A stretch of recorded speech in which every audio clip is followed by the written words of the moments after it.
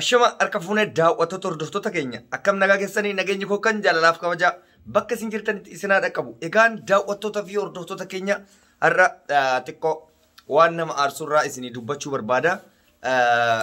Kanaaf dirqama kaa yeroo tokko tokko oduu nama aarsullee dubbatan natti tola. Odeessaa amma ani irraa dubbachuu barbaadu waa'ee amantii irraa dubbachuu barbaada.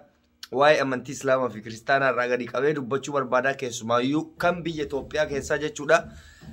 Kana jechuun immoo amantii namaa xiqqeessee amantii namaa guddisaa osoo hin ta'in amantiileen Itoophiyaa keessatti sirriitti hordofan amantii Islaamaa fi amantii Kiristaanaati waan ta'eef amantii kanarratti dhiibbaalee akkamiitu akka taasifame qaama mootummaati moo qaama biraati irraa kan jedhuu fi dhuma irratti ijoollee Suudi Arabiyaa keessatti rakkachaa jiraniif wanta furmaata isaaniif ta'u tokko kan isiniif himutaa hamma xumura qophii kiyyaatti na waliin turaan affeerraa kooti an reedii Adam Tube namoonni chaanala keenyaaf haaraa taatan subscribe gochuun maatii keenya ta'a.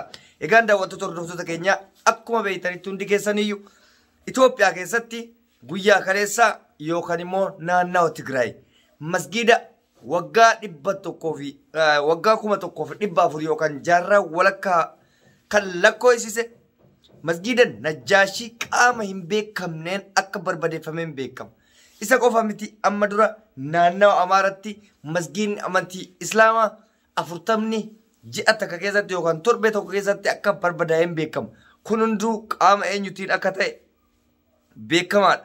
Isa qofa miti naannolee Oromiyaatii fi naannolee Tigraay kana keessatti manni amantaa kiristaanaa yookaan beeta kiristaanni isa jedhamu sun kan gubachaa ture hin beekama. Qaamota hin beekamneen gubamee ummata Itoophiyaa kana amantii walitti buusuudhaaf Islaamni taabota sin harkaa gube kiristaanni masgiida sin harkaa gube jechuudhaan qaama mootummaas ta'ee qaama dhaabbolii siyaasaa ummata miira biraa keessa galchuuf biyya tana shororkeessuuf wanni hin godhamin hin jiru. Garuu kan Najjaashiidhaa kun isa addaatu hunda keessatti masgiidni Najjaashii kun kan itti salaatamu qofa osoo hin taane akka seenatitti kan waggaa dheeraa lakkoofsisee taa'udha. Isa kana ummanni keenya haala wayitiin raasaa jira. Yaa ummata keenya na dhagaye. Sirriidha amantiin keenya tuqamuu namni tokko hin eeyyamu. Kiristaanis amantii isaa tuqamuu hin eeyyamu. Namni taabota kana gube warra amantii kiristaanaa osoo hin taane hordoftoota kiristaanaa osoo hin taane warroota siyaasa fayyadamuu barbaadutu akkana godhe. Mootummaa kana shororkeessuudhaaf dhaabni juuntaa jedhamu dhukaasa irratti darbateetiniin akkana godhe. Mootummas yoo ta'e mootu amantii xiqqeessuuf osoo hin taane kan kana godhu siyaasaaf akkana godha. Jidduu siyaasaa kana keessatti warroonni amantii miidhamanii jiranii jechuudha.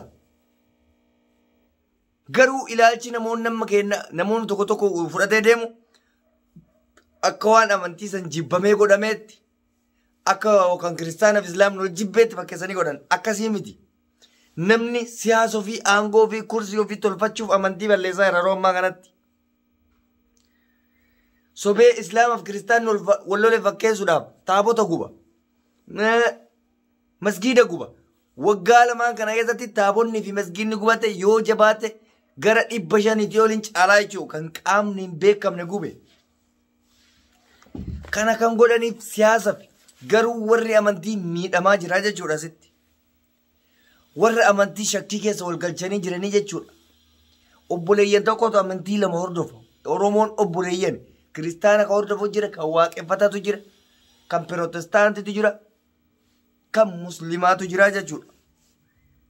Isaan kana wal gaarrifachiisuudhaaf yaadni qalbii siyaasarraa gara amantiitti akka achi deemuuf walitti bu'iinsa amma dura Shaashamannee keessatti ta'e yoo beektan qaama hin beekamne Amaara irraa erganii akka nama kiristaanni achi keessa miidhame fakkeessuudhaaf intarvii godhanii islaamni akkana nu godhe jedhaa jedhanii ofii isaaniitii akkas godhanii bar beeta kiristaanii irra gubanii tumanii qaamni mootummaa jechuudha.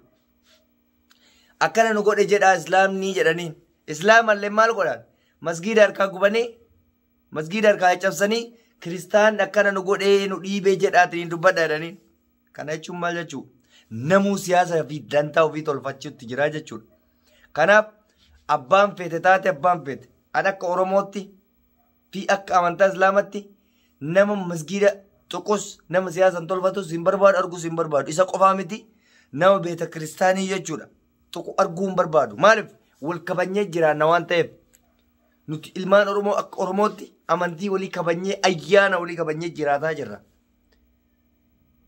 Yoo yaadattan Oromummaa ofiitti amanee jechuudha luuba wayii Harargee bahaatti yookaan qeesiin tokko jechuudha beeta kiristaana asitti ijaaree masgiida illee ijaare amantii islaamaa jaalatee osoo hin taane Oromummaa jabeessuudhaaf jecha qeesiin masgiida ijaaree jechuudha. Deemaa BBC afaan Oromoo jaalala anuu isiniif himeera amma dura isiniif maxxanseera. Kana balleessuu barbaadan isaan.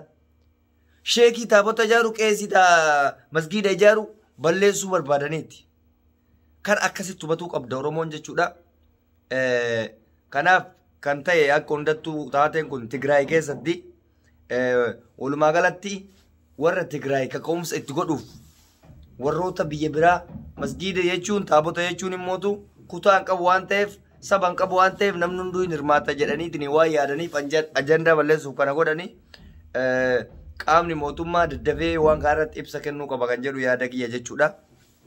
Egaan gara dhumaatti irratti ajandaan kenna ijoollee Saudi Arabiyaa keessatti rakkachaa jiranii hin beeytanii amma dura waggaa tokko oliif ijoollee Saudi Arabiyaa qofaaf sagalee akkan ta'aa ture hin beeytan. Ijoollee Saudi Arabiyaa fi ijoollee Beeruut jiran kanaaf sagalee gurguddaa ta'aa turetti qojoota muraasa lolli ture kana callisee ijoollee Saudi Arabiyaa ammas rakkoo cimaa keessa ture.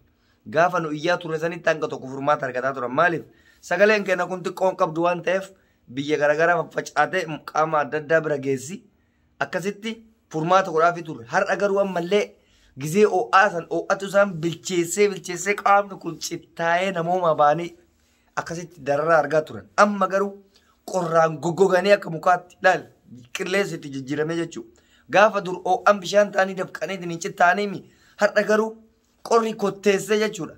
Akka muka kanaatti mee namni uffata akkamii uffatee rafasaa kana uffata gurguddaa uffate halkan illee birdilibsii yookaan baxxaaniyaa guddaa kana jala seeneetiin irra. Har'a garuu jarri bolaaxama gaafa irratti bilcheessee san irratti qorri akka dhagaatti isaan goggoysaa jira jechuudha. Oromoon akka Oromootitti walii yaadnee uummata kanaaf bifa wal fakkaatan irra deemnee sagalee ta'uufii qabna. Miidiyaan nuti Oromootaaf hin fayyade jennu hundi gizee amatatti gizee takka dabarsaaf akka inni hin ta'u. Boo'ee boochisee akkuma qabsoo Oromootiif boo'usan boocuu qaba. Maaliif kunis Oromoodha waan ta'eef halkanii guyyaa sagalee ta'uufii qaba.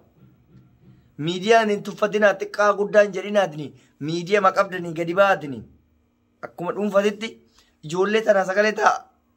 Ijoolleen qorraan dhumteerti muudannoon kun isin hunda muudatuu danda'a. Keessattuu warri Saudi Arabiyaa jirtan warri hanga ammaa hin qabamee warri harka nagaa jirtan ijoollee kanaa sagalee ta'a rabbii jedhaatini. Kun dhaamsa kooti rabbi nagayaan isinii abaasu ijoollee Saudi Arabiyaa du'aa isinii goonaa sagalee isinii taanaa abshir. Kun dhaamsa reedii Adam Tiyuubii. Egaan daawwattoota keenya qophiin kiyya kana fakkaataa amma xumuraatti yoo teessanii na hordoftan galatooma. Chaanala kiyya haaraa namni taata yoo jiraattan subscribe gochuun maatii keenya taasisaniin jenna galatooma.